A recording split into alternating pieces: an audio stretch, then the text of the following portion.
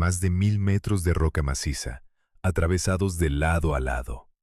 Dos cuadrillas que empezaron a cavar desde laderas opuestas de una montaña, a ciegas, sin verse jamás, y que se encontraron en el centro con un desvío menor que la palma de una mano.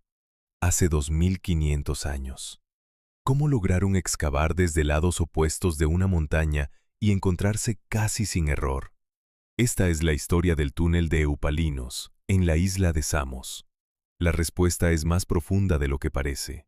Detrás de esa hazaña no hay magia, sino una mente que pensó el espacio con precisión matemática.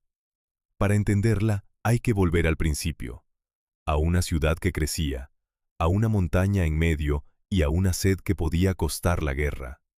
En la ladera norte del Monte Castro brotaba el agua, fresca y abundante, en un manantial llamado Agíades. Al otro lado de la montaña, en la ladera sur, se extendía la ciudad.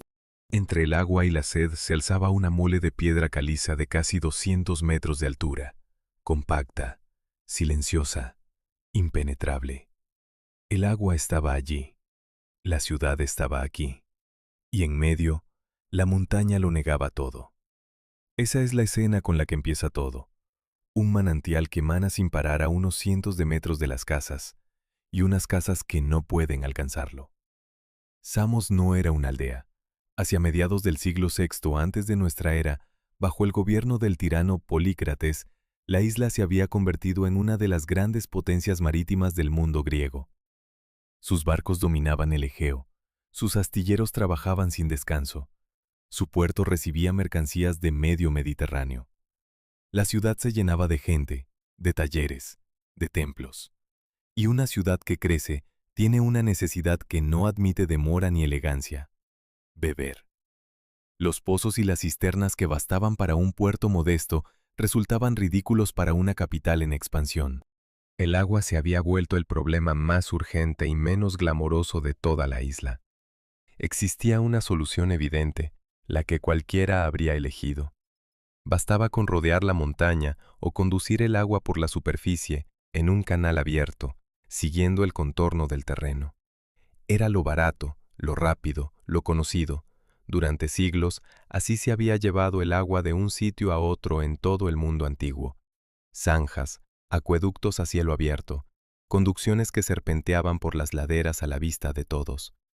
Lo lógico habría sido hacer exactamente eso, y sin embargo, en Samos no se hizo. Eligieron lo contrario de lo lógico: meter el agua dentro de la montaña, en la oscuridad, en la estrechez, al precio de un esfuerzo descomunal.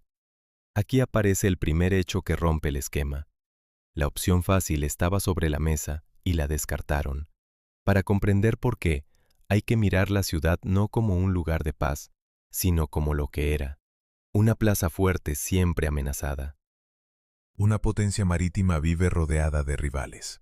Polícrates había llegado al poder por la fuerza, gobernaba con mano dura y tenía enemigos dentro y fuera de la isla. Toda ciudad poderosa de aquel tiempo sabía que, tarde o temprano, vería al enemigo plantado bajo sus murallas. Y en un asedio, el agua no es un detalle, es la vida o la rendición. Un sitiador inteligente no asalta los muros de inmediato.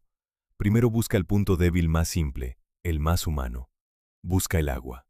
Un canal abierto que bajara serpenteando por la ladera era precisamente ese punto débil. Cualquier ejército podía cortarlo en una hora. Bastaba con desviarlo, taparlo o, peor aún, envenenarlo. La ciudad más rica del Egeo podía caer no por la espada, sino por la sed, en cuestión de días.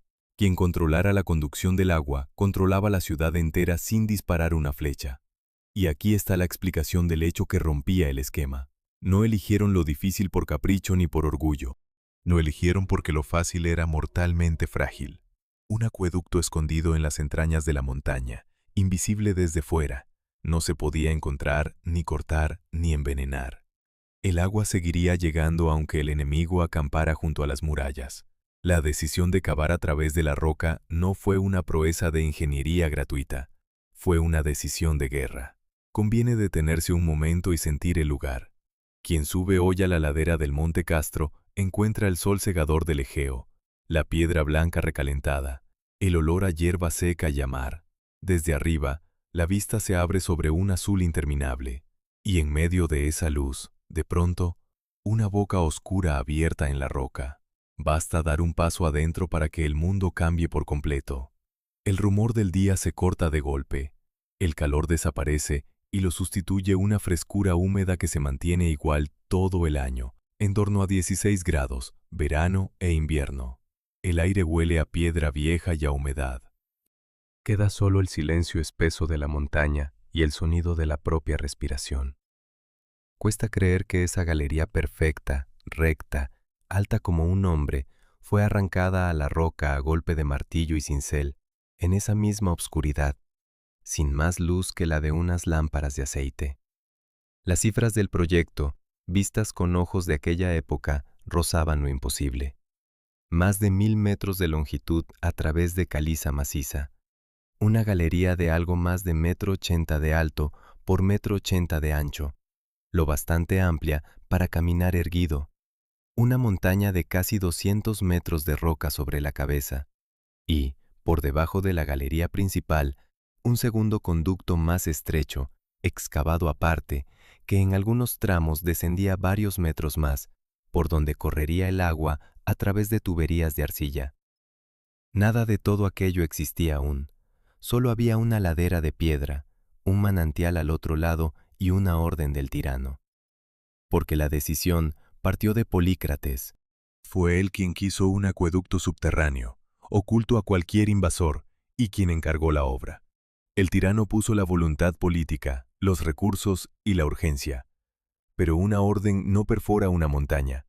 Alguien tenía que responder a una pregunta que nadie en el mundo griego había resuelto del modo en que se planteaba aquí. ¿Cómo atravesar de lado a lado una mole de piedra que no se puede ver por dentro y hacerlo deprisa? La respuesta a esa pregunta sería el verdadero corazón de toda la empresa, y de ella dependía que la ciudad bebiera o muriera de sed. El reto, además, tenía una trampa oculta. No bastaba con perforar la montaña de cualquier manera. El agua no sube por sí sola. Para que fluyera desde el manantial del norte hasta la ciudad del sur, todo el recorrido debía mantener una pendiente continua, suavísima, casi imperceptible, descendiendo apenas medio metro por cada 100. Un error de nivel, y el agua se estancaría en la roca o retrocedería. De modo que la galería no podía ser simplemente un agujero, tenía que ser una línea calculada en altura y en dirección, trazada en las tinieblas, dentro de una masa de piedra de 1 kilómetro de espesor. La ciudad necesitaba a alguien capaz de imponer geometría al caos de la montaña, y la decisión que se tomó para lograrlo fue de una audacia que aún hoy desconcierta. En lugar de empezar a cavar desde un solo extremo y avanzar poco a poco hasta salir por el otro lado, como se había hecho siempre, en Samos se hizo algo distinto. Se abrieron 2 frentes a la vez, uno en la ladera norte y otro en la ladera sur, y 2 cuadrillas de canteros empezaron a perforar la montaña en sentidos opuestos, marchando la una hacia la otra. El plan era que se encontraran en el centro, en algún punto invisible en el corazón de la roca, después de años de trabajo a ciegas. Cavar a doble velocidad tenía un precio. Había que saber de antemano, con exactitud, dónde se cruzarían los 2 túneles bajo la montaña. El más mínimo desvío sostenido durante cientos de metros y las 2 galerías pasarían de largo, una junto a otra, separadas para siempre por un muro de piedra que nadie volvería a abrir. El manantial seguía manando al norte, la ciudad seguía teniendo sed al sur. Entre ambos, la montaña permanecía cerrada, maciza, oscura. Pero ya no era solo un obstáculo de piedra, se había convertido en un problema de líneas, de ángulos, de medidas. Cómo 2 cuadrillas, cavando desde lados opuestos y sin verse jamás, podían encontrarse en el centro casi sin error. Hace 2500 años, era ahora la única pregunta que importaba. Y la respuesta no estaba en la fuerza de los brazos, sino en la mente capaz de imaginar, antes del primer golpe de cincel, el lugar exacto donde 2 caminos ciegos se cruzarían en la negrura. Imaginemos el primer día de obra. 2 grupos de hombres, separados por toda la mole del Monte Castro, levantan a la vez sus martillos frente a 2 paredes de roca distintas, a cientos de metros el uno del otro, sin verse, sin oírse. Uno ataca la piedra en la ladera norte, el otro, al mismo tiempo, en la ladera sur. Cada golpe los aleja de la luz y los hunde más en la montaña, y cada golpe, en teoría, los acerca a un punto que ninguno de los dos puede ver. Un lugar suspendido en el centro de la caliza donde, años después, las dos galerías deberían tocarse. Nadie había encarado jamás la perforación de una montaña de esta manera, con semejante apuesta de por medio. Hasta entonces, los túneles se cavaban de una sola manera. Se empezaba por un extremo y se avanzaba, paso a paso, hasta asomar por el otro lado. Era lento, pero seguro. El cantero siempre tenía detrás de sí, como hilo de Ariadna, la boca por la que había entrado, y bastaba con seguir recto. La galería se hacía sola, prolongándose hacia adelante. Si se tardaba 10 años, se tardaban 10 años. La piedra no perdonaba la prisa, pero al menos no exigía adivinar nada. Aquí está el segundo hecho que rompe el esquema. En Samos no se siguió ese camino prudente. Se decidió abrir la montaña por sus dos costados a la vez y confiar en que ambos esfuerzos, ciegos e independientes, se reunieran en mitad de la roca. Es apenas el segundo túnel conocido en toda la historia perforado desde dos frentes opuestos, y el primero levantado a partir de un cálculo geométrico previo. Antes de él, nadie había confiado una obra así a las matemáticas. La razón de tanta audacia era el tiempo. Una ciudad sedienta y amenazada no podía esperar el doble de años que habría exigido una galería abierta desde un solo extremo. Trabajando a la vez por el norte y por el sur, dos cuadrillas avanzaban en paralelo, y la obra avanzaba al doble de velocidad. Sobre el papel, la idea era brillante por su sencillez: duplicar los frentes para reducir el plazo a la mitad. En la práctica, esa misma idea encerraba un peligro capaz de arruinarlo todo, porque dos galerías que avanzan la una hacia la otra solo sirven si llegan a cruzarse. Y para cruzarse en el corazón de una montaña hay que saber, desde el primer golpe de cincel, hacia dónde dirigir cada uno de los dos frentes. Aquí conviene detenerse en la dimensión humana del asunto, porque es la que da escalofríos. Las dos cuadrillas no compartían nada salvo una línea imaginaria trazada por encima de sus cabezas. No podían comunicarse, no podían comparar su avance, no podían corregirse mutuamente. Cada grupo trabajaba en su propia oscuridad, encerrado en su propio túnel, golpeando la caliza con la única certeza de que, en algún lugar del que no tenían noticia, otros hombres golpeaban en sentido contrario. Avanzaban hacia un encuentro a ciegas, con la fe puesta no en lo que veían, sino en lo que alguien había calculado por ellos antes de que la primera esquirla saltara de la pared. Vale la pena imaginar ese interior mientras la obra crece. A medida que la galería se adentra en la montaña, la luz de la entrada se reduce a un punto lejano y luego desaparece. Solo quedan las lámparas de aceite, cuya llama tiembla y ennegrece la piedra. El aire se vuelve denso, cargado del polvo de la caliza recién partida. Cada golpe de martillo retumba y vuelve en eco por el corredor. Los hombres respiran piedra, sudan en la humedad fresca, escupen polvo blanco. Y sobre todos ellos, creciendo a cada jornada, gravita la masa de la montaña, casi 200 metros de roca compacta suspendido sobre la nuca. En ese encierro, golpeando hacia ninguna parte visible, era imposible saber si se avanzaba bien o si, con cada metro, uno se alejaba en silencio del punto donde debía estar, porque el verdadero enemigo de este plan no era la dureza de la caliza, sino la geometría. Dos líneas rectas que avanzan uno hacia la otra solo se encuentran si están bien dirigidas. Basta una pequeña desviación constante en uno de los dos frentes para que las galerías, al llegar al centro, no se toquen, sino que se crucen sin verse o pasen de largo, paralelas, separadas por un tabique de roca. El ingeniero que dirigía la obra lo sabía con una precisión angustiosa. Dada la anchura del corredor, en torno a 1,80 m, comprendió que un error superior a unos 2 metros bastaría para que los dos túneles no llegaran a juntarse jamás. 2 metros de margen, repartidos a lo largo de más de medio kilómetro de avance ciego por cada lado. Ese era el filo sobre el que se sostenía toda la empresa. Y aquí aparece, por fin, el hombre detrás del plan. La obra llevaba un nombre, y ese nombre llegó hasta nosotros. Eupalinos, natural de Mégara, hijo de Náustrofo. Es la primera vez en la historia que el responsable de una obra de ingeniería de esta envergadura tiene nombre propio. Antes de él, miles de constructores levantaron murallas, templos y canales, y se perdieron en el anonimato. Eupalinos, en cambio, quedó registrado como el autor de la idea, como la mente que aceptó el desafío de Polícrates y respondió con una apuesta todavía más arriesgada que el propio encargo. No nos interesa aquí su vida, de la que apenas sabemos nada, sino su decisión. Fue él quien se atrevió a abrir la montaña por dos lados y a jugarse el éxito de toda la obra a un cálculo hecho de antemano. La grandeza de Eupalinos no está en su biografía, sino en esa galería que aún hoy atraviesa el monte. Lo que hace de su decisión algo distinto de la simple temeridad es que no fue un acto de fe ciega, sino de confianza en el cálculo. Eupalinos no esperaba que la suerte uniera las dos galerías, pretendía dirigir cada frente con tal exactitud que el encuentro fuera, no un golpe de fortuna, sino el resultado previsible de una operación pensada. Esa es la diferencia entre cavar y diseñar. Cualquiera puede abrir un agujero en una ladera.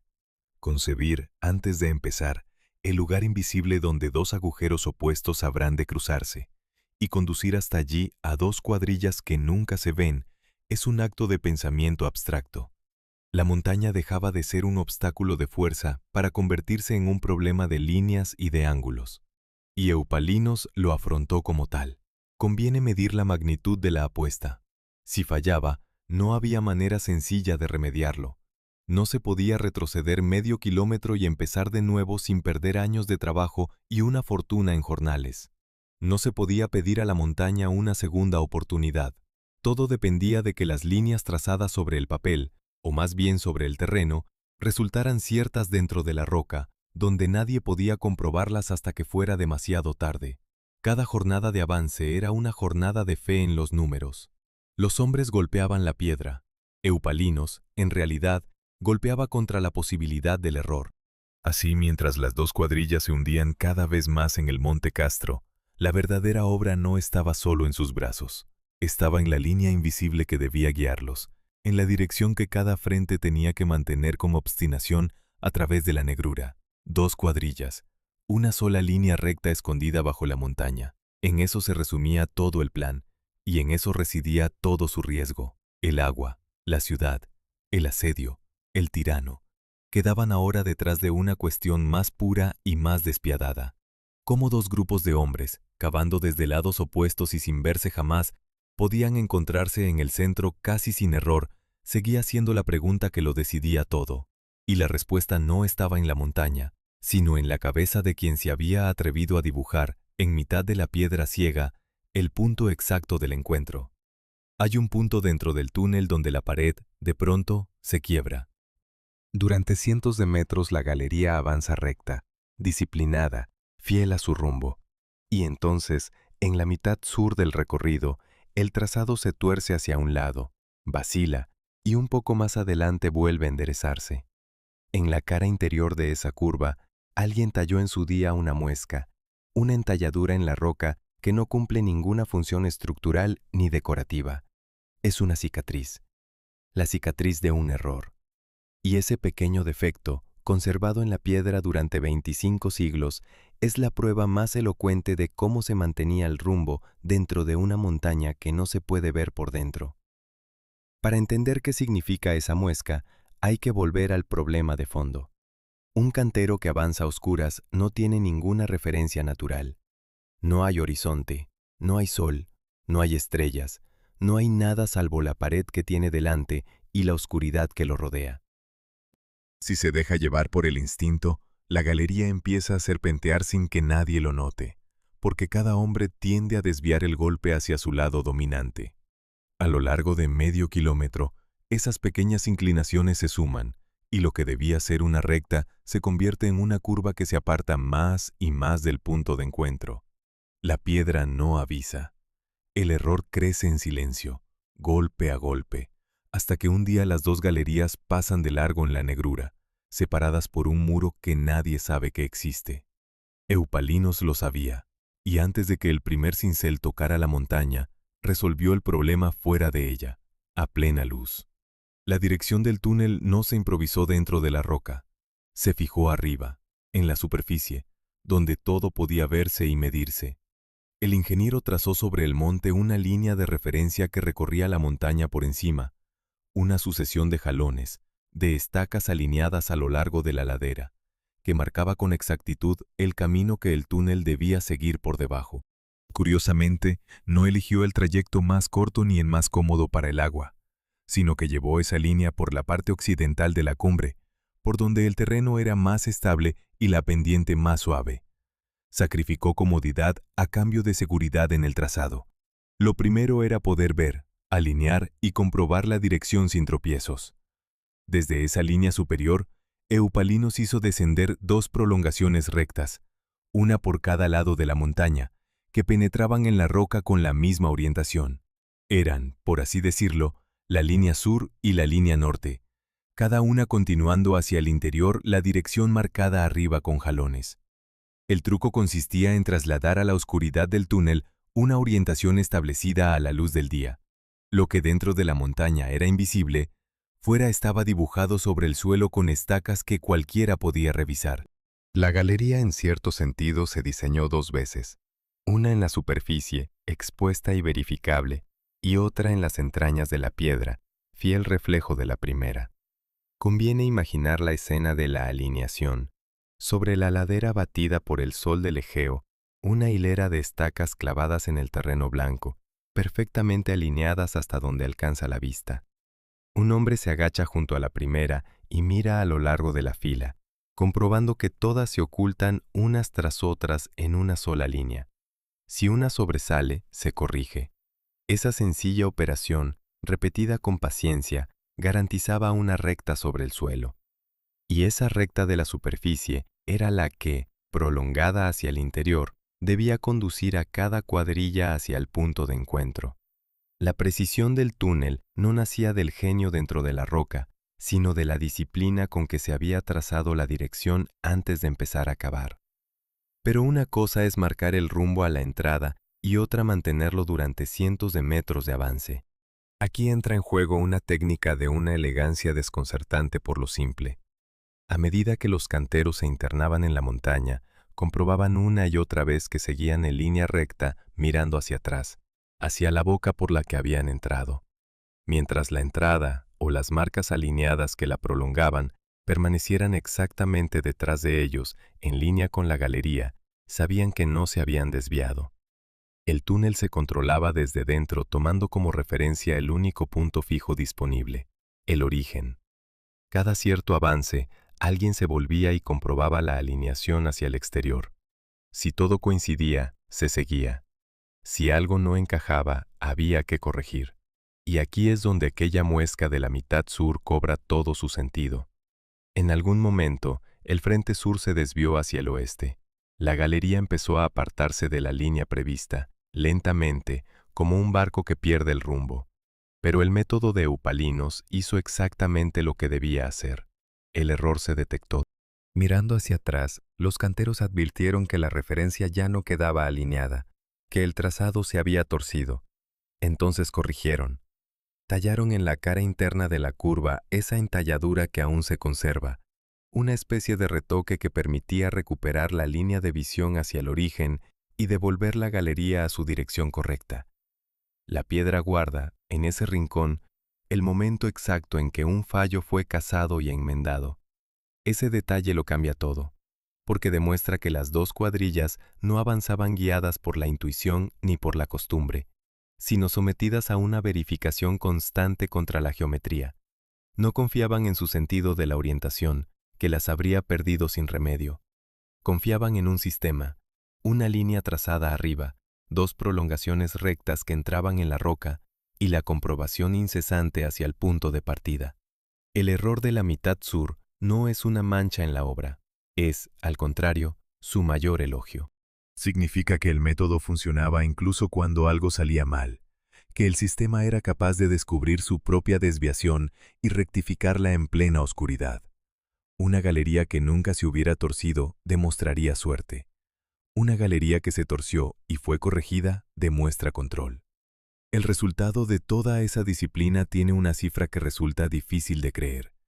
Las dos galerías, cavadas a ciegas desde lados opuestos a lo largo de más de medio kilómetro cada una, se encontraron con una desviación horizontal de apenas unas decenas de centímetros, menos que el ancho de una puerta.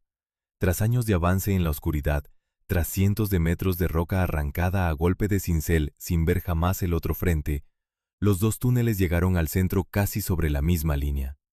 No por azar, no por una sabiduría perdida ni por ningún secreto inexplicable. Por geometría, las mismas reglas de los triángulos semejantes y de las líneas rectas que siglos más tarde ordenaría Euclides, aplicadas con una constancia obsesiva por un hombre que se negó a confiar en la suerte. Cuando uno recorre hoy esa galería y pasa la mano por la pared, siente bajo los dedos las huellas del cincel, miles de golpes menudos grabados en la caliza, y en algunos tramos aún se distinguen signos y letras pintadas, marcas de medición que acompañaron aquel avance milimétrico. La galería no es solo un agujero en la montaña, es el rastro físico de un pensamiento, la materialización de una línea que primero existió en la mente de Eupalinos, después sobre la ladera en forma de estacas, y por fin dentro de la piedra. Cavar en línea recta a través de una montaña que no se puede ver por dentro había dejado de ser un imposible, se había convertido en un procedimiento, y, sin embargo, la dirección era solo la mitad del problema. Mantener el rumbo a lo ancho permitía que las galerías no se cruzaran de largo. Pero faltaba una segunda exigencia, tan invisible como la primera y todavía más delicada, sin la cual ni siquiera la línea recta más perfecta habría servido de nada. Pensemos en lo que Eupalinos no tenía. No tenía brújula, porque faltaban más de 1500 años para que llegara a Europa. No tenía teodolito, ni nivel óptico, ni instrumento de precisión alguno como los que hoy llamaríamos topográficos. No tenía siquiera el sistema de numeración que damos por descontado. Nada de cifras escritas con comodidad, nada de decimales, nada de fórmulas tal como las conocemos. No existía aún el tratado que ordenaría toda la geometría griega, porque el hombre que lo escribiría, Euclides, no nacería hasta 2 siglos más tarde. Eupalinos trabajaba en un mundo sin ninguna de las herramientas que asociamos con la medición exacta. Y aún así, atravesó una montaña de lado a lado y erró por menos que el ancho de una puerta. Esa contradicción es el verdadero enigma de toda la obra. Solemos imaginar que la precisión depende de los aparatos, que cuanto más sofisticado es el instrumento, más exacto es el resultado. La historia del túnel de Samos invierte esa idea. Aquí la precisión no salió de ningún artefacto, sino de un método de razonamiento. Eupalinos no midió mejor que sus contemporáneos porque tuviera mejores herramientas. Pensó mejor. Sustituyó los instrumentos que no existían por una cadena de deducciones y confió a la lógica lo que no podía confiar a la técnica. Lo que perforó la montaña, en el fondo, no fue el cincel, fue una manera de pensar. El instrumento esencial de Eupalinos fue el triángulo. Más concretamente, la propiedad de los triángulos semejantes, esa regla según la cual dos triángulos con los mismos ángulos guardan entre sus lados las mismas proporciones, por muy distinto que sea su tamaño. Es un principio que hoy se enseña a los niños y que entonces representaba la vanguardia del conocimiento. Con él, un hombre que no podía entrar en la montaña era capaz de calcular, desde fuera, la dirección que debía tomar cada galería. Bastaba con rodear el obstáculo por la superficie, midiendo tramos rectos y los ángulos entre ellos, construyendo así un gran triángulo imaginario que abrazara el monte. Conocidos los lados y los ángulos de ese triángulo exterior, la geometría permitía deducir la longitud y la orientación del lado oculto, el que atravesaba la roca. Eupalinos calculaba lo invisible a partir de lo visible. Conviene detenerse en la audacia intelectual que eso supone. El ingeniero contemplaba una mole de piedra ciega y, en lugar de ver un muro infranqueable, veía un problema de proporciones. Donde otros veían roca, él veía relaciones entre líneas. Trasladaba la montaña a un esquema, resolvía el esquema con las reglas de los triángulos y devolvía la solución a la montaña en forma de dirección de avance. Es un ir y venir constante entre el mundo físico y el mundo abstracto, entre la piedra y la idea. Esa capacidad de tratar un obstáculo material como un objeto matemático es, precisamente, lo que convierte a Eupalinos en el primer ingeniero del que conservamos el nombre. No fue el primero en cavar, fue, que sepamos, el primero en cavar a partir de un cálculo. El método tenía también su dimensión más humilde y manual. Para construir aquellos grandes triángulos sobre el terreno, hacían falta operaciones sencillas repetidas con paciencia infinita. Medir distancias con cuerdas o varas de longitud conocida, marcar ángulos rectos, alinear estacas, trazar perpendiculares. Cada una de esas tareas era elemental por separado, pero encadenadas con rigor permitían rodear la montaña sin perder ni un grado de precisión. La exactitud no nacía de un golpe de genio, sino de la suma disciplinada de pasos modestos, cada uno verificable, cada uno corregible. La caliza del Monte Castro fue vencida por la aritmética de la cuerda tensa y la estaca bien clavada. Para sentir lo que significaba aquel trabajo, conviene salir un momento de la oscuridad del túnel y subir a la ladera. Allí, bajo la luz blanca del Egeo, un grupo de hombres tiende cuerdas sobre el suelo pedregoso, clava jalones, se inclina para mirar a ras de tierra comprobando alineaciones. El sol cae a plomo, la piedra reverbera, el mar brilla a lo lejos. No hay aquí nada del dramatismo del interior, ningún eco, ninguna penumbra.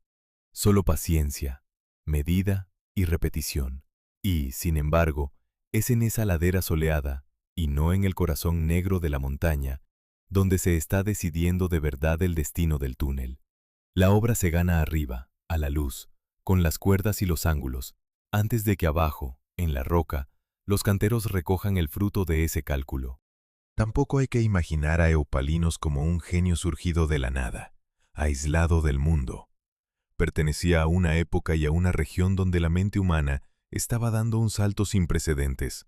En aquellas mismas décadas, en las ciudades griegas de la costa de Asia Menor, muy cerca de Samos, los primeros filósofos de la naturaleza empezaban a buscar explicaciones racionales del mundo, sustituyendo el mito por la medida, la leyenda por el número.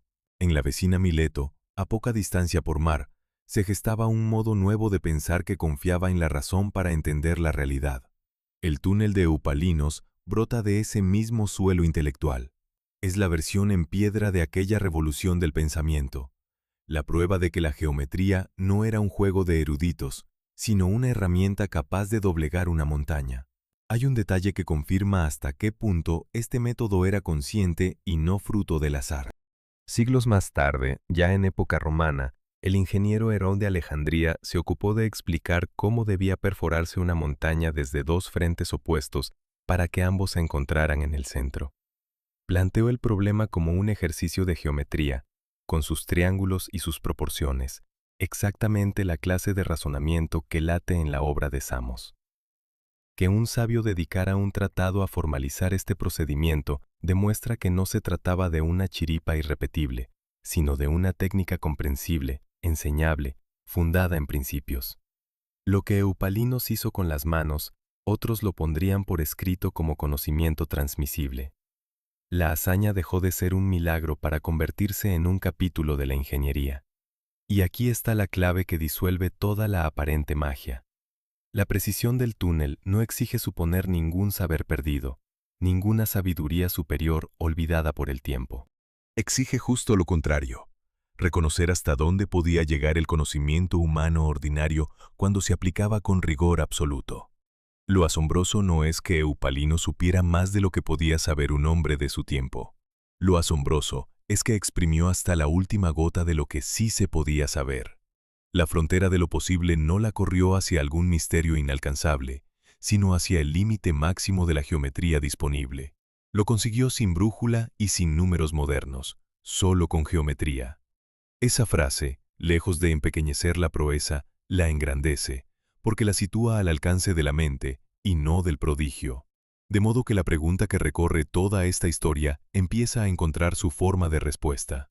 ¿Cómo dos cuadrillas cavaron desde lados opuestos de una montaña y se encontraron casi sin error? No es el enunciado de un misterio sin solución, sino el de un problema brillantemente resuelto. La respuesta tiene nombre y tiene método. Se llama geometría, y la aplicó un hombre que se atrevió a tratar la piedra como un teorema. Quedaba, eso sí, un último flanco del cálculo tan exigente como la dirección, una exactitud que no se medía a lo ancho, sino en altura, y de la que dependía que el agua, algún día, llegara de verdad a la ciudad. Bajemos de nuevo a la oscuridad, pero esta vez para quedarnos con quienes la habitaban día tras día. Hasta ahora hemos hablado de líneas, de ángulos, de cálculo, pero la montaña no la perforó la geometría, la perforaron manos. Cientos de manos que durante años golpearon la caliza con martillo y cincel, en una penumbra húmeda, respirando polvo, sin más horizonte que una pared a un palmo de la cara. La línea recta nació en la mente de Eupalinos y se trazó con estacas en la ladera, pero quien la convirtió en un corredor a través del Monte Castro fue un ejército silencioso de canteros cuyos nombres no conocemos. Esta parte es para ellos. El trabajo era de una dureza difícil de imaginar hoy. La caliza del Monte Castro es roca compacta y la única manera de vencerla era el golpe repetido. Un hombre sostenía el cincel contra la piedra, otro descargaba el martillo. Esquirla a esquirla, la pared cedía unos pocos centímetros al cabo de una jornada entera. No había explosivos, no había máquinas, no había nada salvo el músculo, la herramienta de hierro y la terquedad. Avanzar 1 metro suponía horas de esfuerzo continuo. Avanzar más de medio kilómetro por cada frente significó años de jornadas idénticas, cada una arrancando a la montaña su mínima porción de piedra. La obra entera, según se calcula, exigió alrededor de 10 años de perforación constante. Conviene imaginar las condiciones de aquel encierro. A medida que la galería se internaba en el monte, los canteros trabajaban cada vez más lejos de la entrada, más hundidos en la roca. La luz del día quedaba atrás, reducida primero a un punto y luego a nada. Toda la iluminación dependía de pequeñas lámparas de aceite cuya llama, además de alumbrar apenas, consumía el aire y ennegrecía el techo. El polvo de la caliza recién partida flotaba en suspensión, se pegaba a la piel sudada, entraba en los pulmones. El aire era denso, fresco y húmedo, con esa temperatura constante en torno a 16 grados que reina dentro de la montaña en cualquier estación. Y por encima de todo, el peso. Casi 200 metros de roca maciza suspendido sobre la cabeza, una presencia muda que no se veía, pero se sentía en el silencio espeso y en el modo en que el sonido moría sin eco al fondo de la galería. A esa dureza física se sumaba una verdad incómoda que conviene nombrar sin adornos. Entre quienes golpeaban la piedra había, según las fuentes antiguas, hombres esclavizados. La gran obra que hoy admiramos como triunfo del ingenio se levantó también con trabajo forzado, como tantas construcciones monumentales de la antigüedad. No corresponde juzgar aquel mundo con los ojos del nuestro, ni adornar la proeza ocultando su coste humano. Lo honesto es reconocer que el corredor perfecto que atraviesa el Monte Castro fue pagado en sudor, en fatiga y, casi con seguridad, en vidas. La precisión de la línea y la penuria de quienes la cavaron son las dos caras de una misma obra. Mirar solo el cálculo y olvidar las manos sería contar media historia. Y, sin embargo, había algo en aquel trabajo brutal que lo elevaba por encima de la mera fuerza. Cada cuadrilla no cavaba al azar, avanzaba sometida a una disciplina rigurosa, comprobando el rumbo, ajustando la dirección, midiendo el progreso. Los hombres no eran solo músculo, eran ejecutores de un plan que no podían ver entero, piezas de una operación cuyo sentido último se les escapaba, pero que cumplían con exactitud. Golpeaban hacia un punto invisible en el corazón de la montaña, confiando en que la línea que les habían dado fuera cierta. Esa fe en el cálculo ajeno, mantenida durante años de oscuridad, tiene algo de heroico. Trabajaban por una certeza que no podían comprobar, hacia un encuentro que tal vez ni alcanzarían a presenciar, porque los dos frentes no avanzaban al mismo ritmo, y ahí reside una tensión que rara vez se cuenta. La perforación dependía de 1000 circunstancias, la dureza concreta de la roca en cada tramo, la presencia de grietas o de vetas más blandas, los imprevistos del terreno, la organización de cada cuadrilla. El frente sur progresó con mayor rapidez que el norte. Mientras un grupo se hundía con relativa fluidez en la montaña, el otro luchaba con su propia porción de caliza a un paso distinto. La obra no era una marcha simétrica de dos columnas idénticas, sino una carrera desigual, en la que cada cuadrilla libraba su batalla particular contra la piedra que le había tocado. Esa diferencia de ritmo tuvo una consecuencia concreta y asombrosa. Cuando ambos frentes se acercaron por fin a la zona central de la montaña, no llegaron a la vez. El corredor sur estaba ya terminado, o casi, mientras el norte aún seguía avanzando hacia él. La distancia que separaba a un grupo de la meta era de unos 2 años de trabajo más que la del otro. Conviene detenerse en esa imagen. Durante un largo periodo, una de las galerías permaneció acabada, abierta, silenciosa, esperando en la negrura a que la otra llegara desde el lado opuesto. Una mitad del túnel ya existía, la otra todavía se estaba haciendo. El encuentro no fue el choque simultáneo de dos avances espejados, sino la llegada paciente de un frente a un lugar que el otro había alcanzado tiempo atrás. Esa espera tiene una carga dramática que pocas obras pueden ofrecer. Imaginemos la galería sur ya completa, su corredor recto perdiéndose en la oscuridad hacia el centro del monte, su extremo interior detenido en un punto exacto de la roca. Y al otro lado de ese punto, a una distancia que solo el cálculo conocía, otra cuadrilla golpeando aún, jornada tras jornada, sin saber con certeza cuánta piedra le quedaba por delante. Los hombres del frente que avanzaba caminaban cada mañana hacia un destino que existía ya, que estaba allí, terminado, aguardándolos al otro lado de un muro de caliza cuyo grosor menguaba con cada golpe. Trabajaban hacia un lugar real e invisible, hacia una galería gemela que no podían ver pero que, en algún sitio delante de ellos, los esperaba en silencio. Cada golpe de cincel, en esos últimos tramos, tenía un peso distinto. Ya no era solo avanzar, era acortar la distancia con un encuentro inminente cuya proximidad nadie podía precisar al centímetro. La montaña, que durante años había sido una masa indiferente, se convertía ahora en un tabique cada vez más delgado entre dos mundos que pronto serían uno. Los canteros del frente norte ignoraban si les faltaban 100 metros o 10, si el contacto llegaría dentro de meses o de días. Solo sabían que, en algún punto al frente, la otra mitad del túnel los aguardaba. Y seguían golpeando, fieles a la línea, hacia esa cita a ciegas en el corazón de la piedra. Así, la pregunta que guía toda esta historia se carga aquí de carne y de fatiga. ¿Cómo dos cuadrillas, cavando desde lados opuestos y sin verse jamás, llegaron a encontrarse casi sin error?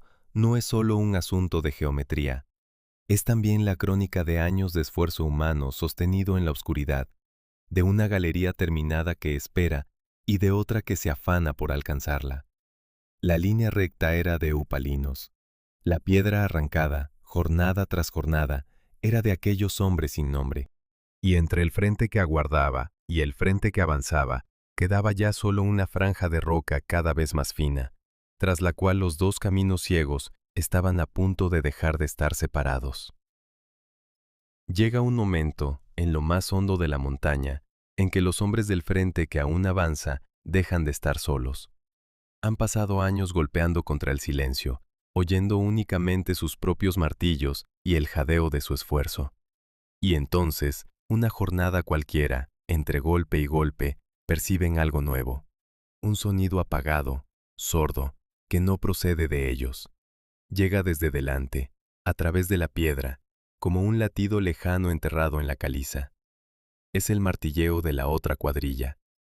Por primera vez en toda la obra, los dos frentes que han cavado a ciegas desde lados opuestos saben, no por cálculo, sino por el oído, que el otro existe y está cerca. La montaña, que durante años los mantuvo incomunicados, empieza a transmitir el rumor del encuentro. Ese instante tiene algo de sobrecogedor. Imaginemos la escena. La galería sumida en penumbra, las lámparas temblando, el aire espeso de polvo. Los canteros detienen un momento el martillo y aguzan el oído.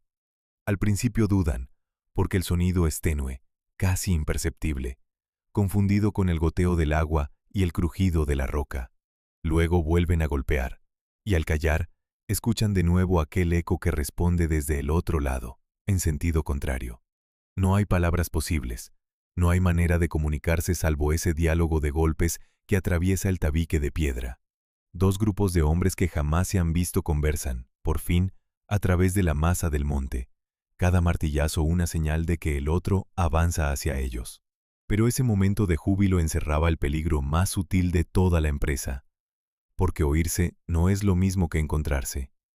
El sonido viaja por la roca en todas direcciones, se difunde, rebota, engaña. Saber que la otra cuadrilla está cerca no revela exactamente dónde está. Y aquí reaparecía, en su forma más cruel, la amenaza que había acechado la obra desde el primer día. Dos galerías que avanzan la una hacia la otra pueden, pese a todo el cálculo, no estar perfectamente alineadas. Si cada frente seguía recto su propia línea y esas líneas no coincidían con exactitud, podía ocurrir lo peor. Que los dos corredores se cruzaran sin tocarse, pasando de largo a escasa distancia, separados para siempre por una delgada lámina de roca. Tras años de trabajo, el fracaso podía consumarse precisamente en el último tramo, cuando la meta ya se oía. El problema es de una lógica implacable. Dos líneas rectas que no son exactamente la misma línea, o no se cortan, o se cortan en un solo punto. Si los dos frentes avanzaban como dos rectas paralelas muy próximas, jamás se encontrarían. Seguirían eternamente uno junto al otro, a un palmo de distancia, sin llegar a juntarse. Bastaba un mínimo desajuste lateral, mantenido hasta el final, para que las dos galerías, en lugar de fundirse en una, se deslizaran paralelas en oscuridad. Oír los martillos del otro lado no garantizaba nada. Podía ser, incluso, el preludio de un fracaso. Dos cuadrillas oyéndose cada vez más cerca y, aún así, destinadas a no tocarse nunca. Eupalinos había previsto este peligro mucho antes de que se manifestara. Sabía que la precisión absoluta era imposible, que por muy riguroso que fuera el trazado, siempre quedaría un margen de incertidumbre, y diseñó una solución de una astucia admirable, una maniobra de seguridad pensada para el tramo final. En lugar de empeñarse en que las dos líneas rectas coincidieran de forma perfecta, lo cual dejaba al fracaso una rendija abierta, transformó el problema. Cerca de la zona prevista para el encuentro, hizo que cada frente abandonara su trayectoria recta y girara deliberadamente, desviándose hacia un lado. El frente sur torció en una dirección, el frente norte en la contraria. Cada uno describió un quiebro de unos 15 grados respecto a su línea original. La idea detrás de ese giro es brillante por su sencillez. Dos rectas paralelas no se encuentran nunca, pero dos rectas que convergen, que avanzan formando un ángulo entre sí, terminan cortándose por fuerza en algún punto. Al hacer que ambos frentes giraran uno hacia el otro, Eupalinos garantizaba que las dos galerías, aunque no estuvieran perfectamente enfrentadas, dejaran de ser paralelas y se convirtieran en líneas que se buscaban. Si había un pequeño desajuste lateral, el giro lo compensaba. En lugar de pasar de largo, los dos corredores se cruzaban. La maniobra convertía un encuentro incierto en un encuentro seguro. Sacrificaba la línea recta perfecta a cambio de una garantía de contacto. Renunciaba a la elegancia para asegurar el éxito. Conviene apreciar la serenidad de cálculo que revela esa decisión. Eupalinos no confió en que su trazado fuera impecable. Asumió de antemano que podía contener un error y construyó la obra de manera que el error no resultara fatal. En vez de apostarlo todo a la perfección, dejó preparada una red bajo el equilibrista. Esa actitud, la de quien planifica contando con su propia falibilidad, es quizá lo más moderno de toda su ingeniería. No es la arrogancia del que se cree infalible, sino la prudencia del que conoce los límites de su precisión y se protege contra ellos. El giro de los 15 grados es, en el fondo, una confesión de humildad técnica convertida en triunfo. Precisamente porque dudaba de poder acertar de lleno, Eupalinos se aseguró de no fallar. Y así, cuando los dos frentes se oyeron por fin a través de la roca, el martilleo dejó de ser una simple señal lejana para convertirse en una guía. Los canteros ya no avanzaban únicamente siguiendo la línea trazada, Avanzaban hacia el sonido. Cada golpe de la cuadrilla opuesta les indicaba la dirección, les decía hacia dónde dirigir el cincel. El oído sustituyó al cálculo en aquellos últimos metros. Los hombres orientaban su esfuerzo según el eco, corrigiendo el rumbo hacia el punto del que llegaban los martillazos, persiguiendo aquel latido enterrado en la piedra. La geometría los había llevado hasta las cercanías. El sonido haría el resto. Picaban hacia la voz sorda de la montaña, sabiendo que al otro lado de aquel muro menguante había hombres picando hacia ellos. El tabique de roca que separaba ambas galerías se adelgazaba con cada jornada. El sonido crecía, se volvía más nítido, más cercano. Lo que había empezado como un rumor casi imaginario se transformaba en un martilleo claro, inconfundible, que parecía estar ya al alcance de la mano. 2 frentes, 2 cuadrillas, 2 años de diferencia entre ellas, años enteros de oscuridad y de cálculo. Todo se concentraba ahora en esa franja de caliza cada vez más fina. La maniobra de seguridad estaba ejecutada, los giros trazados, las líneas convergiendo. Solo faltaba que el último golpe atravesara la última lámina de piedra. Como 2 caminos abiertos a ciegas desde lados opuestos podían reunirse casi sin error, estaba a punto de dejar de ser una pregunta y de convertirse en un hecho consumado, en algún lugar del corazón del monte donde 2 martillos se buscaban a través de la roca. Y entonces, un día, el cincel atraviesa el vacío. Tras años de golpear contra la piedra maciza, tras kilómetros de roca arrancada esquirla a esquirla, el último martillazo no encuentra resistencia. La herramienta rompe la lámina final de caliza y al otro lado no hay piedra. Hay aire. Hay una galería. Hay, en la negrura, otros hombres. Por la abertura recién abierta se cuela el resplandor tembloroso de unas lámparas ajenas. Llega el sonido de unas voces que no son las propias, y 2 cuadrillas que han cavado a ciegas desde lados opuestos del Monte Castro se miran por fin a la cara, en el corazón de la montaña, allí donde durante años solo hubo roca compacta.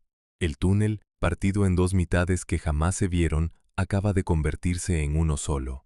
Conviene detenerse en ese instante y dejar que respire, porque es el clímax de toda la historia. Imaginemos a los hombres del Frente Norte, que llevaban meses persiguiendo el eco de unos martillos enterrados en la piedra, viendo cómo el muro que tenían delante se quiebra de pronto y se abre a un corredor que ellos no han cavado. Imaginemos a los del Frente Sur, cuya galería esperaba terminada desde hacía cerca de 2 años, sintiendo que la pared al fondo de su corredor cede al golpe que llega desde el otro lado. El polvo flota en el aire denso. Las llamas se agitan con la corriente nueva que ahora atraviesa la montaña de parte a parte. Y en ese punto exacto, en plena oscuridad, bajo casi 200 metros de roca, los 2 mundos separados se tocan. Eupalinos dio un nombre a ese lugar. Lo llamó el escudo. La pregunta, llegados aquí, ya no es si se encontraron, sino con cuánta exactitud. Porque un encuentro tosco, con las 2 galerías desencajadas por varios metros, habría sido casi un fracaso disimulado. Un cruce forzado, un tramo torcido, una chapuza salvada in extremis. Lo que de verdad mide la grandeza de la obra es la magnitud del error en ese punto de unión. Durante años, 2 cuadrillas avanzaron sin verse a lo largo de más de medio kilómetro cada una, guiadas solo por una línea trazada en la superficie y por el cálculo de un hombre. La cuestión es cuánto se desviaron al cabo de todo ese camino ciego. Y la respuesta es lo que ha dejado mudos a los ingenieros durante siglos. En el plano horizontal, el desajuste entre las 2 galerías fue de apenas unas decenas de centímetros, menos que el ancho de una puerta, tras cientos de metros de avance a oscuras por cada lado. Pero el dato verdaderamente asombroso no está en la anchura, sino en la altura, porque mantener la dirección a lo ancho era solo la mitad del desafío. Hacía falta, además, que las 2 galerías coincidieran en su nivel, que se encontraran a la misma altura dentro de la montaña. Un frente que avanzara unos metros más arriba o más abajo que el otro habría llegado al punto de cita para hallarse con el techo o con el suelo de la galería opuesta, sin posibilidad de empalme limpio. Y en esa dimensión, la vertical, La precisión de Eupalinos roza lo increíble. Las dos galerías se encontraron con una diferencia de altura de apenas unos 4 centímetros, el grosor de un par de dedos, repartido a lo largo de 1 kilómetro de roca. Ese detalle invierte por completo la intuición. Cabría esperar que controlar la altura fuera lo más difícil, lo más expuesto al error, y sin embargo, fue donde Eupalinos acertó con mayor finura. Erró menos en vertical que en horizontal. La explicación está en que la altura ofrecía un asidero del que la dirección carecía. Para fijar el nivel, el ingeniero pudo apoyarse en referencias estables, en la propia superficie del terreno y en el horizonte, trasladando las cotas de altura por las laderas mediante hileras de mediciones de nivel. Llevó esas marcas alrededor de la montaña con tal cuidado que, cuando los dos frentes se reunieron en el centro, el suelo de uno y el del otro estaban casi exactamente al mismo nivel. La galería resultante corría horizontal, sin escalón apreciable, como si una sola mano la hubiera trazado de un extremo a otro. Conviene insistir en lo que significa esa cifra, porque es el núcleo de todo. 4 centímetros de desajuste vertical en una perforación de más de 1000 metros, ejecutada desde dos frentes opuestos, sin instrumentos ópticos, sin nivelación moderna, hace 2500 años. No es una aproximación afortunada, es una precisión que muchos proyectos posteriores, con medios infinitamente superiores, han tenido dificultades para igualar. Y, sin embargo, no esconde ningún misterio sobrenatural. Es el fruto exacto de lo que vimos en las laderas, el traslado riguroso de cotas, la geometría aplicada con disciplina, la verificación constante. La maravilla no está en que sea inexplicable, sino en que, siendo perfectamente explicable, resulte tan difícil de creer. El encuentro confirmó, además, el acierto de la maniobra de seguridad. Los dos frentes, que en el tramo final habían girado uno hacia el otro para asegurar el cruce, se reunieron sin pasarse de largo, sin quedar paralelos, sin malograr el contacto. El quiebro previsto cumplió su función, convirtió un encuentro incierto en un empalme real. Por eso, en ese punto del túnel, la línea recta se interrumpe y el trazado describe ese pequeño rodeo característico, la huella imborrable del lugar donde las dos mitades se buscaron y se hallaron. Quien recorre hoy la galería y llega a ese punto pisa, sin saberlo a veces, la juntura de dos caminos ciegos. Bajo sus pies se cierra la costura de la montaña, el sitio donde el cálculo venció a la piedra. Vale la pena imaginar lo que sintieron aquellos hombres.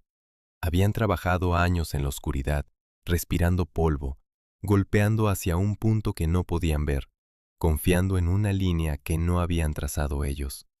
Muchos quizá dudaron, en las largas jornadas de penumbra, de que aquello pudiera salir bien, de que dos agujeros abiertos en lados opuestos de una mole de piedra llegaran de verdad a juntarse. Y de repente, el muro cede.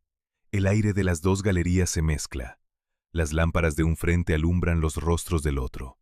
La certeza abstracta de un cálculo se vuelve, en un instante, contacto físico. Encuentro de manos en la roca. No fue la suerte la que abrió ese paso.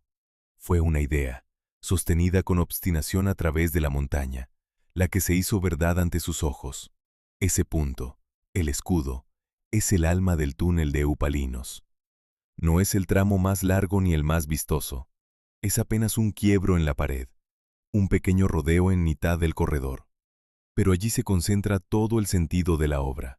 Allí, en plena negrura, bajo el peso entero de la montaña, quedó demostrado que un ser humano del siglo VI antes de nuestra era era capaz de pensar el espacio con la exactitud de un teorema, de dirigir a ciegas dos esfuerzos opuestos y hacerlos coincidir en un punto invisible elegido de antemano. La pregunta que ha recorrido toda esta historia: ¿cómo dos cuadrillas cavaron desde lados opuestos de una montaña y se encontraron en el centro casi sin error? Encuentra aquí, en el escudo, su respuesta tallada en la piedra. No fue magia, fue geometría llevada hasta el límite de lo humano. Y, sin embargo, con las dos mitades por fin unidas, el túnel todavía no podía cumplir su verdadero propósito, porque por aquel corredor recién completado aún no corría una sola gota de agua. Quien recorre hoy el corredor principal del túnel y espera encontrar agua corriendo a sus pies, se lleva una sorpresa. El suelo está seco. La gran galería, ese pasadizo alto y ancho por el que se camina casi erguido, no transporta ni transportó nunca el caudal del manantial. Por aquí no fluyó el agua que debía saciar a la ciudad. El corredor que tanto esfuerzo costó perforar, el que vimos abrirse a golpe de cincel desde dos frentes opuestos, no es, en realidad, el acueducto. Es otra cosa. Y descubrir qué función cumplía de verdad obliga a mirar hacia abajo, hacia un segundo conducto oculto que corre por debajo, invisible a primera vista, donde late el auténtico propósito de toda la obra. Esa es la primera paradoja de esta parte. Tras kilómetros de roca arrancada, tras la proeza del encuentro en el centro, la galería que admiramos resulta ser un medio, no un fin. El agua no viaja por el suelo de ese gran pasillo, viaja más abajo, por una zanja estrecha excavada a lo largo del corredor, una trinchera profunda que se hunde varios metros por debajo del nivel por el que caminamos. En algunos tramos, esa canalización inferior desciende hasta varios metros respecto al piso de la galería principal. Por su fondo discurrían las tuberías de arcilla que conducían el agua. El gran corredor y el agua nunca compartieron el mismo plano. Estaban deliberadamente separados, repartidos en dos niveles distintos. Esa separación, lejos de ser un capricho, es una de las decisiones más inteligentes de toda la ingeniería de Eupalinos. La gran galería tenía una misión propia, distinta de la de transportar agua. Era el corredor de trabajo. Por ella se entraba a excavar, por ella se sacaban los escombros, por ella se accedía para inspeccionar y reparar. Era el espacio que permitía a las personas moverse dentro de la montaña, el pasillo amplio y transitable sin el cual la obra habría sido impracticable. El agua, en cambio, no necesita un corredor alto ni cómodo, necesita una pendiente exacta y un cauce limpio. De modo que Eupalinos asignó a cada necesidad su propio espacio. Arriba, el paso de los hombres, abajo, el curso del agua. Dos problemas que se estorbaban mutuamente quedaron resueltos al desdoblarse en dos niveles independientes. Conviene imaginar el lugar para entenderlo.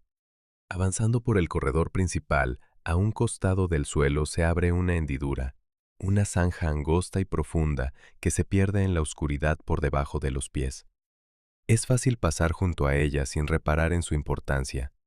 Hoy es solo una grieta sombría en el piso, una franja negra que acompaña al caminante a lo largo de la galería. Pero por ese surco discreto, en su día, descendió el agua que mantuvo viva a toda una ciudad. La grandeza del túnel no estaba en el amplio pasillo que impresiona al visitante, sino en aquella canaleta humilde y casi escondida que corría más abajo, callada, haciendo el verdadero trabajo. Porque el reto del agua era de una sutileza extrema. El agua no asciende por sí sola, solo se desplaza si encuentra una pendiente que la lleve hacia abajo. Para que el caudal recorriera la montaña entera, desde el manantial de la ladera norte hasta la ciudad del sur, el cauce debía descender de forma continua a lo largo de todo el trayecto. Pero ese descenso no podía ser brusco. Si la inclinación era excesiva, el agua correría demasiado deprisa y dañaría la conducción. Si era insuficiente, se estancaría en la roca sin llegar nunca a destino. Había que encontrar el equilibrio precario entre ambos extremos. Una pendiente lo bastante suave para ser estable, lo bastante firme para garantizar el flujo. Y esa pendiente debía mantenerse constante a lo largo de más de 1 kilómetro de canal excavado en la piedra. La cifra que Eupalinos eligió para esa inclinación es de una delicadeza asombrosa. El cauce descendía apenas alrededor de medio metro por cada 100 metros de recorrido, una pendiente tan tenue que el ojo humano es incapaz de percibirla. Quien observara aquella zanja la juzgaría perfectamente horizontal. Y sin embargo, ese desnivel mínimo, casi imaginario, era exactamente el necesario para que el agua se deslizara sola, sin ayuda, a través de toda la montaña. Demasiado leve para verse, demasiado preciso para improvisarse. Mantener esa inclinación constante a lo largo de toda la trinchera, dentro de la oscuridad de la roca, exigía la misma maestría en el control del nivel que había permitido a las dos galerías encontrarse a apenas 4 centímetros de diferencia de altura.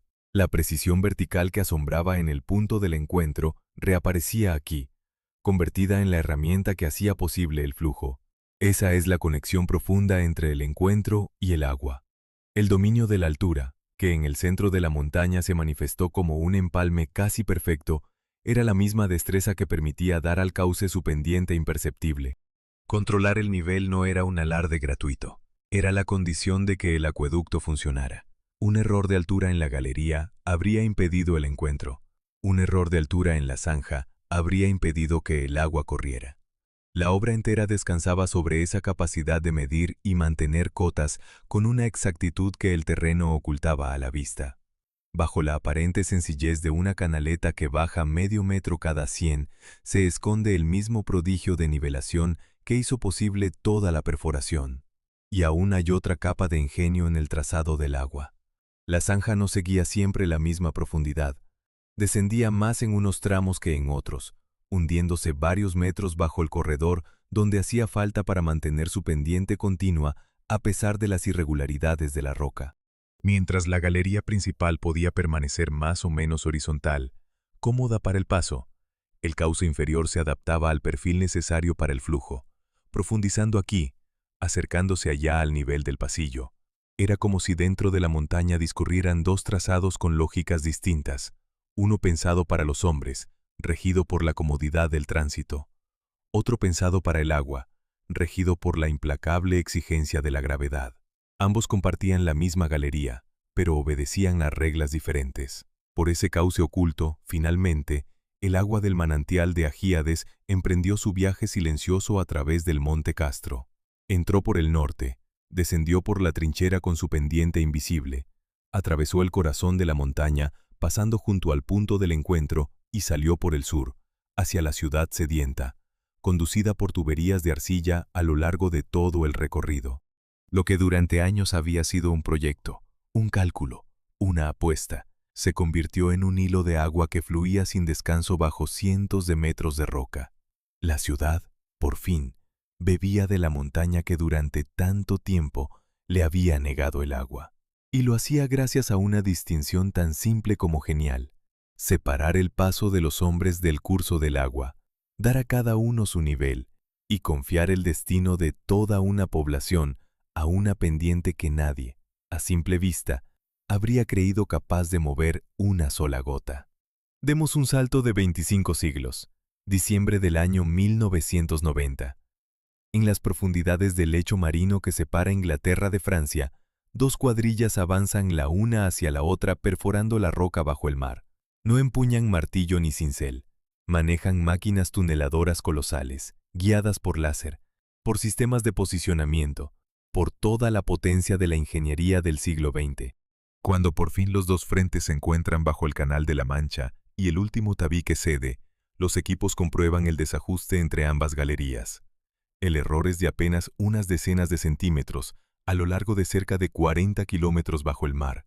Y esa exactitud, lograda con toda la tecnología del siglo XX, resulta del mismo orden que la que alcanzó Eupalinos en una isla del Egeo, a oscuras, sobre poco más de 1 kilómetro hace 2500 años. Conviene dejar que ese contraste produzca todo su efecto, porque parece desafiar el sentido común.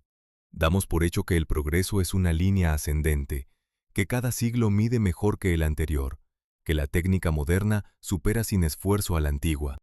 Y de pronto aparece este dato desconcertante. Una obra del siglo VI antes de nuestra era, ejecutada sin instrumentos ópticos, sin láser y sin motores, alcanzó una precisión del mismo orden que la de un túnel submarino del final del siglo XX, pese a los más de 2400 años que lo separan. La comparación golpea con fuerza.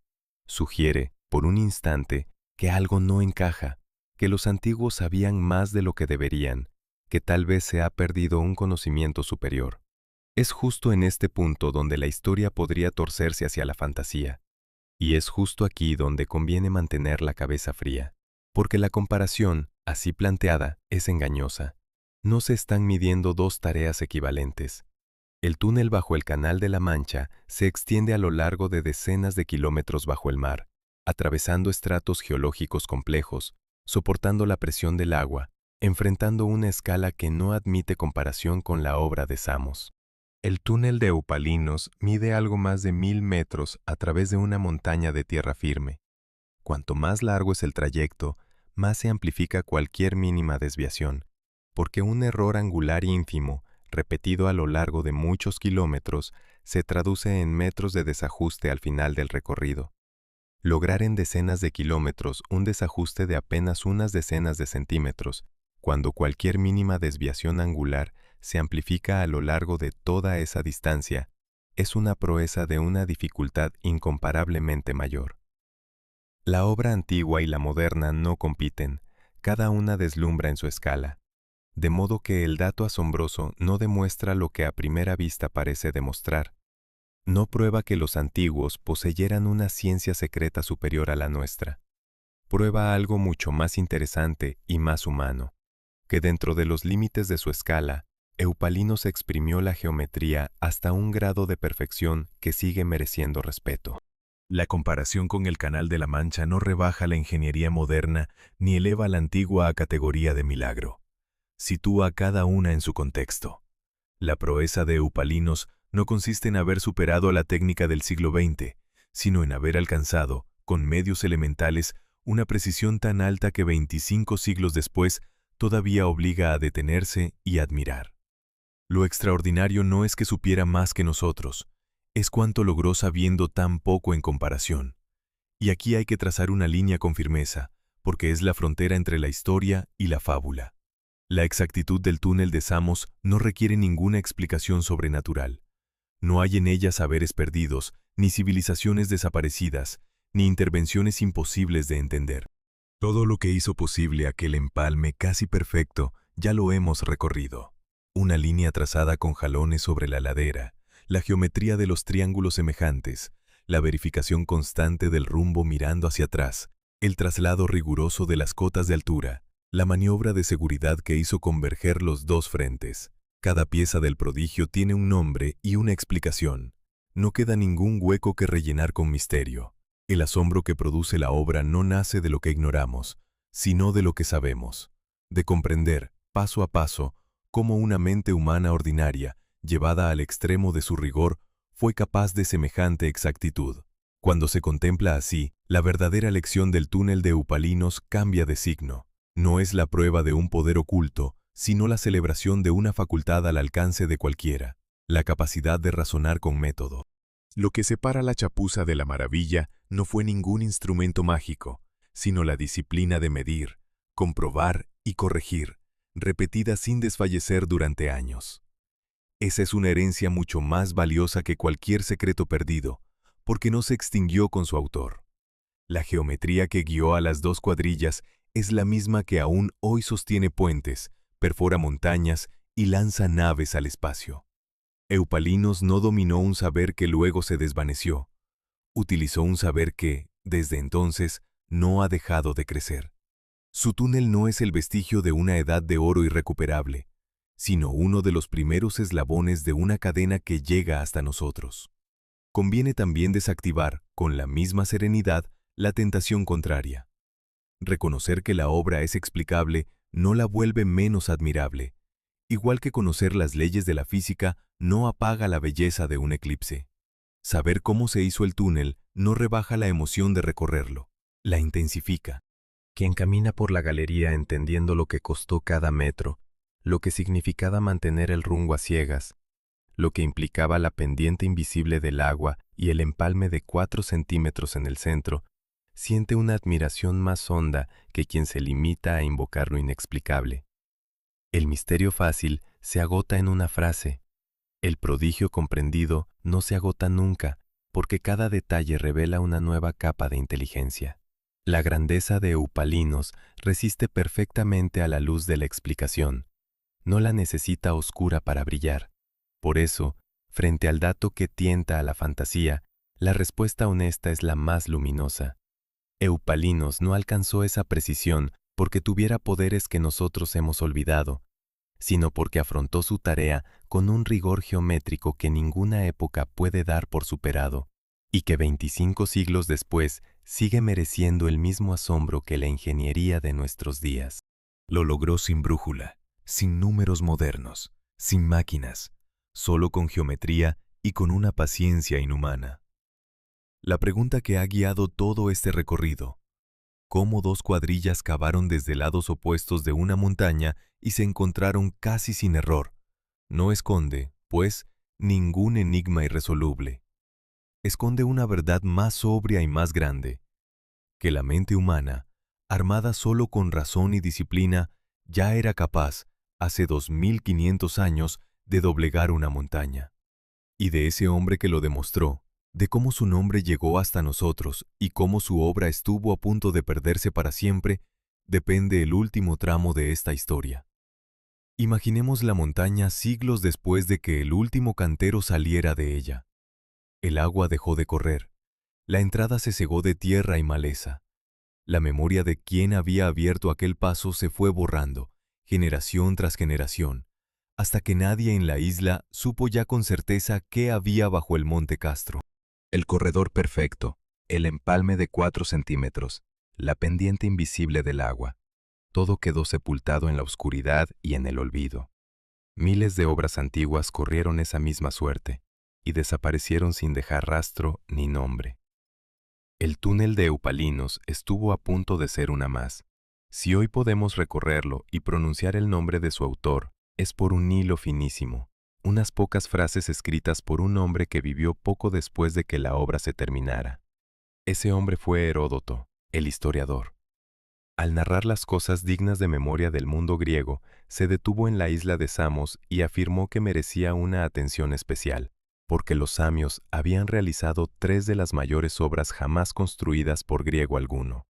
Y entre esas 3, situó en primer lugar el túnel, un pasaje abierto a través de una montaña, perforado por sus 2 bocas, de longitud y dimensiones que él mismo precisó con cuidado.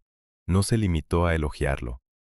Describió su trazado, sus medidas, su conducto de agua, y, sobre todo, hizo algo insólito para su tiempo.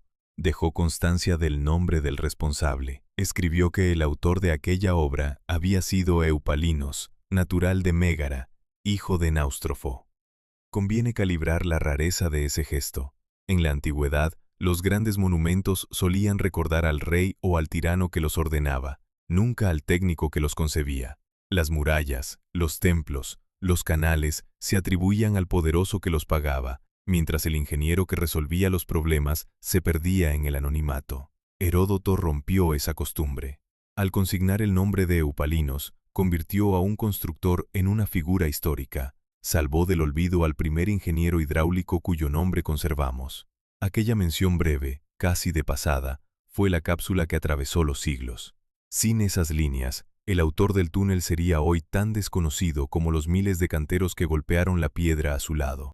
Una sola frase de un historiador bastó para rescatar un nombre del naufragio del tiempo. Pero la deuda con Heródoto va más allá del nombre.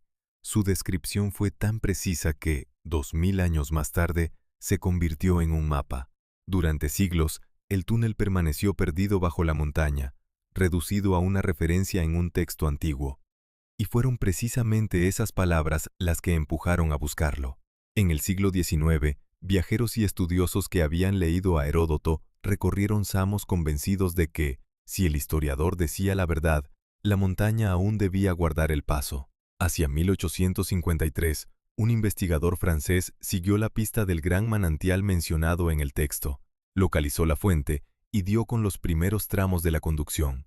La descripción antigua estaba guiando, palabra por palabra, la búsqueda moderna. Heródoto, muerto hacía más de 2 milenios, señalaba el camino. El hallazgo decisivo llegó algo después y tuvo un protagonista inesperado. Hacia 1882, un monje de un monasterio cercano, mientras se trabajaba la piedra en la zona, dio con las bocas del túnel, las 2 entradas por las que, siglos atrás, habían empezado a cavar las 2 cuadrillas. La montaña devolvía por fin lo que durante tanto tiempo había ocultado. Poco más tarde, un arqueólogo alemán emprendió el primer reconocimiento riguroso de la galería, la recorrió, la midió y publicó sus resultados, ofreciendo al mundo la primera descripción científica de la obra desde la antigüedad.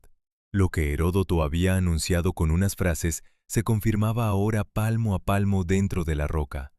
El corredor existía, sus medidas coincidían, el conducto del agua estaba allí. El texto antiguo y la piedra real se daban la razón mutuamente a través de los siglos. El trabajo más exhaustivo, sin embargo, hubo de esperar al siglo XX.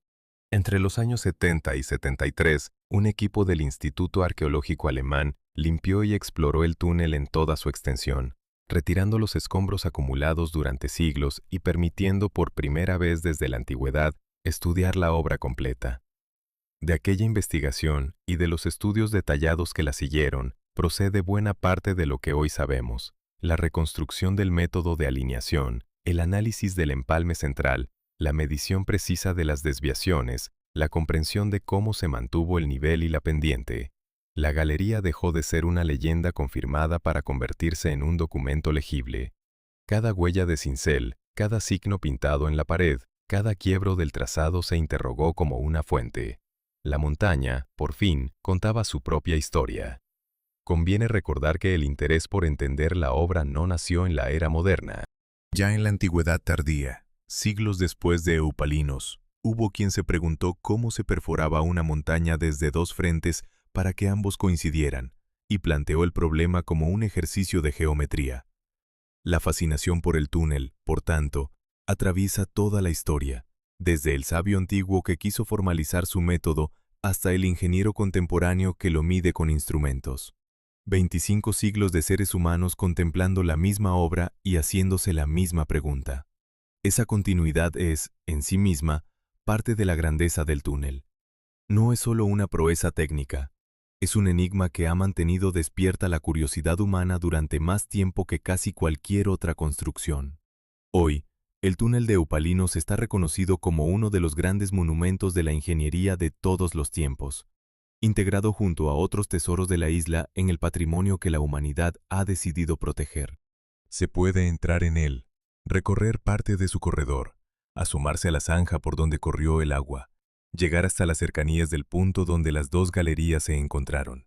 Quien lo hace pisa el interior de una idea, camina por dentro de un cálculo que tiene 25 siglos y que, sin embargo, sigue en pie, exacto, sereno, fiel a la línea que un hombre trazó antes del primer golpe de cincel.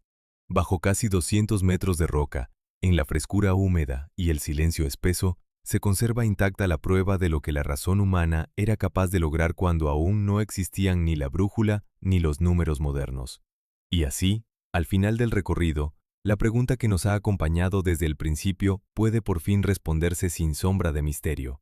¿Cómo dos cuadrillas lograron excavar un túnel desde lados opuestos de una montaña y encontrarse en el centro, casi sin error, hace 2500 años, tiene una respuesta clara y luminosa. Lo lograron con geometría, con una línea trazada en la superficie y prolongada hacia el interior, con la verificación incansable del rumbo, con el control milimétrico de la altura, con una maniobra de seguridad que aseguró el encuentro, y con el esfuerzo sostenido de cientos de manos en la oscuridad.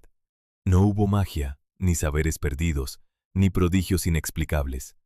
Hubo una mente que se atrevió a pensar una montaña como un teorema, y un nombre, Eupalinos, que una sola línea de un historiador salvó para siempre del olvido. Hasta aquí llega este viaje al corazón del Monte Castro. Si esta historia te ha hecho mirar de otra manera lo que la inteligencia humana es capaz de lograr, déjalo en un me gusta y suscríbete para seguir bajando juntos a las entrañas de las grandes obras que el tiempo creyó haber enterrado. Gracias por acompañarme hasta el final, en la oscuridad y en la luz, hasta el punto exacto donde el cálculo venció a la piedra.